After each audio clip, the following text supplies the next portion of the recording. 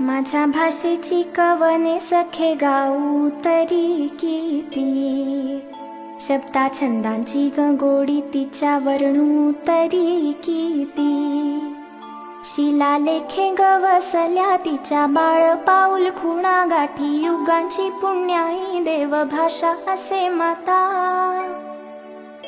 वय तुके कोवळे त्यास ज्ञानाची झालर, स्वयं कृष्ण कानी बोले तेव्हा घडे ज्ञानेश्वर.